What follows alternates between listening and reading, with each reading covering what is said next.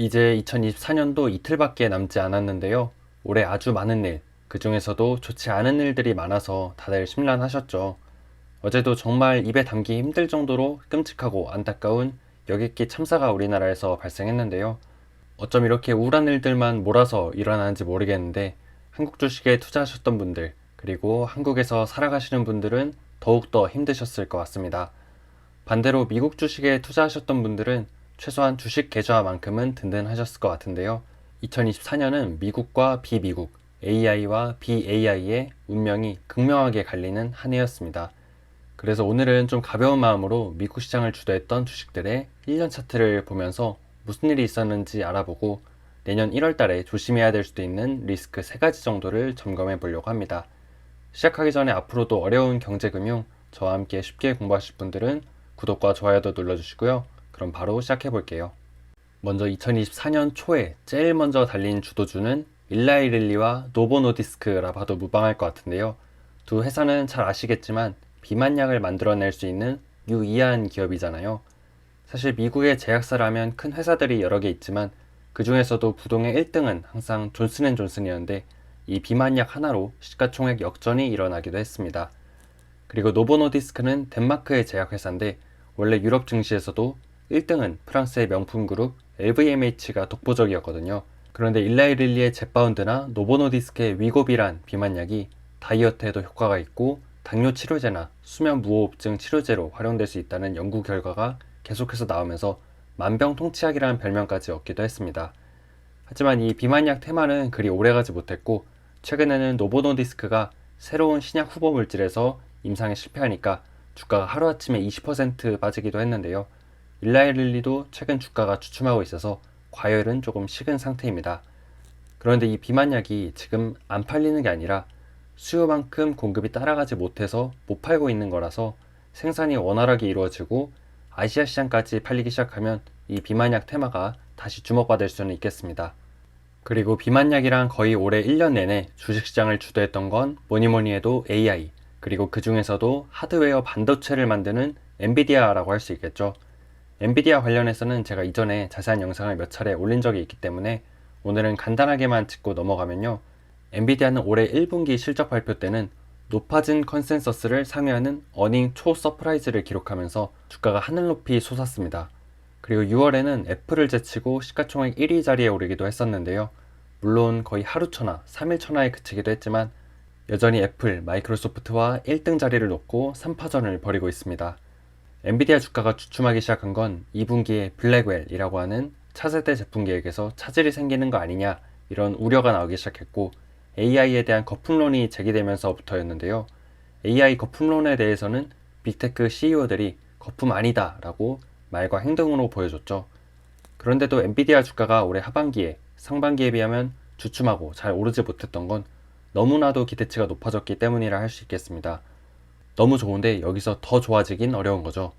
그리고 엔비디아만 잘 나가니까 엔비디아를 견제하기 위한 움직임이 여기저기 많이 나오면서 이런 핑계들로 주가가 좀 빠지기도 했고요.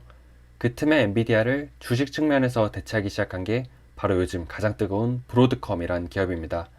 여긴 빅테크의 주문형 반도체를 위탁받아서 설계를 같이 해주는 기업인데 최근에 급등하긴 했지만 앞으로 호재가 나올 가능성이 높고 배당도 나쁘지 않게 넉넉히 줘서 여전히 투자 매력도는 꽤 있는 회사라고 생각이 됩니다. 그렇게 일라이릴리와 엔비디아가 쉬어갈 때 주도주 바통 터치를 한 건 다름 아닌 테슬라였습니다. 일론 머스크가 도널드 트럼프 공화당 후보한테 몰빵을 하면서 사실상 지금 미국 권력 2인자가 되었죠. 혹자는 트럼프보다 머스크의 힘이 더 센 것 같다 말씀하시기도 하는데 요새 머스크와 머스크의 친구들, 일명 페이팔 마피아라 불리는 사람들과 그들의 기업들이 보여주는 행보를 보면 이 말이 허풍은 또 아닌 것 같습니다. 대표적인 회사가 바로 팔란티어죠. 팔란티어는 페이팔 마피아의 주축 중 한 명인 피터 틸이 설립한 기업인데 분류상으로는 AI 소프트웨어 업체로 나와 있거든요. 하지만 이 회사가 실제로 하는 일, 돈을 버는 일은 방산과 보안이라고 보시면 되는데 기업들이나 정부나 요새 사이버 보안과 사이버 국방이 되게 중요하잖아요. 그런 점에서 팔란티어는 자체 AI 솔루션으로 보안과 방산에서 서비스를 제공하는 기업이고 최근에는 우크라이나 러시아 전쟁에서 많이 쓰인 AI 드론 같은 무기에도 이 팔란티어의 기술이 적용된다는 보도가 있었습니다. AI로 돈을 벌 수 있냐는 의문에도 거의 제일 먼저 수익화에 실현한 회사이기도 하고, 최근에는 이러한 실적까지도 인정받아 S&P 500 지수에도 편입이 되면서 4분기부터 주가가 미친 듯이 오르고 있습니다. 우리나라도 대선 테마주, 정치 테마주가 극성을 부린 나라인데, 미국의 대선 테마주가 어떻게 보면 더 시원시원한 것 같기도 하네요. 아무튼 2024년 막판에는 이 테슬라와 팔란티어가 시장을 주도하면서 마무리가 되어가고 있고요. 이렇게 비만약, AI 반도체, 대선 테마주가 주도했던 미국 증시가 막판에 변동성이 커지고 있습니다. 원래 미국은 크리스마스에 휴장을 하고 그 다음부터 새해 초 하루 이틀까지는 역사적으로 증시 수익률이 좋았기 때문에 이 기간을 산타랠리라고 부르는데요. 산타가 너무 빨리 와버렸는지 막판에 힘을 제대로 쓰지 못하고 조그만 악재에도 크게 흔들리는 모습을 보이고 있습니다. 그래서 내년 초에 주식을 조심하라는 얘기가 좀 나오고 있는데, 그 근거를 세 가지 정도로 요약해 봤습니다. 먼저 트럼프의 취임식 전후로 증시가 한번 요동칠 것이라는 이야기가 있는데요. 앙드레 코스톨라니라는 유명한 투자자가 페타곤플리라는 말을 남긴 적이 있죠.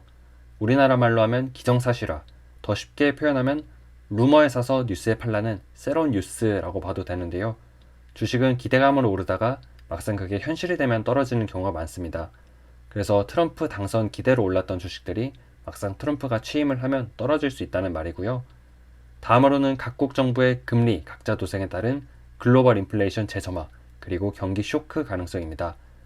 지금 보시면 내년에 일본은 금리를 인상한다 하고, 미국은 금리를 동결한다 하고, 한국은 금리를 인하한다 하고, 각 나라별로 상황이 제각각이죠.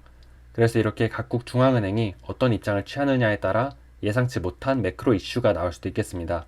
물론 제일 중요한 건 미국과 일본의 기준금리겠죠. 마지막으로 1월 중순부터 실적 시즌이 시작된다는 건데, 엔비디아도 계속 실적이 좋아지고 있지만 2분기와 3분기에 너무 높아진 기대를 뛰어넘진 못해서 주가가 쉬어가기도 했었잖아요. 그래서 지금 너무 좋아 보이는 회사들도 막상 실적을 까봤을 때 엔비디아가 작년과 올해 초에 보여줬던 만큼의 서프라이즈를 보여주지 못하면 실망감에 주가가 한풀 꺾일 수도 있겠습니다. 자, 오늘은 이렇게 2024년 미국 시장을 주도했던 세 가지 아이템과 내년 1월에 미국 주식시장이 흔들릴 수 있는 세 가지 리스크까지 살펴봤는데요. 당장 주식을 팔라는 건 아닙니다만 일단 이런 리스크가 있다는 거 알고 대비하자는 의미였습니다. 원래 알고 맞는 매는 조금 덜 아프잖아요. 그리고 확실히 2023년과 2024년에 아무리 미국 주식이 좋아도 너무 많이 오르긴 했었습니다. 그래서 역사적으로 이 정도 수준에서는 한번 조정을 주긴 하거든요. 이게 상반기가 될지 하반기가 될지 의견이 많이 엇갈리고 있는데, 아무튼 내년에는 한번 꽤 센 조정이 올 거라는 전망이 대다수이기 때문에 조심해서 나쁠 건 없다는 말씀을 드리고 싶었습니다. 그리고 요즘 미국 주식, 그리고 그 안에서도 소수의 종목들만 너무 오르다 보니까 나만 안 사고 있는 건가? 지금이라도 올라타야 되는 건가? 하는 일명 포모 장세가 이어지고 있는데요. 그럴 때마다 주식시장에서 주도주는 항상 존재했다는 사실을 깨달으셨으면 좋겠습니다. 어떤 말씀이냐면, 일라일릴리를 놓쳐도 엔비디아가 오고, 엔비디아를 놓쳐도 브로드컴이 오고, 브로드컴을 놓쳐도 팔란티어가 온다는 뜻이죠. 겨울철에 빙판길에서 놓친 버스 잡으려고 뛰다가 넘어지면 많이 아픕니다. 요즘 증시가 참 아슬아슬한 빙판길 같은데 섣부르게 뛰지 마시고요. 차분하게 생각하시고 현명하게 판단하시길 바랍니다. 오늘의 영상은 이것으로 마치도록 하고요. 남은 2024년 마무리 잘 하시고 새해 복 많이 받으시길 바랍니다.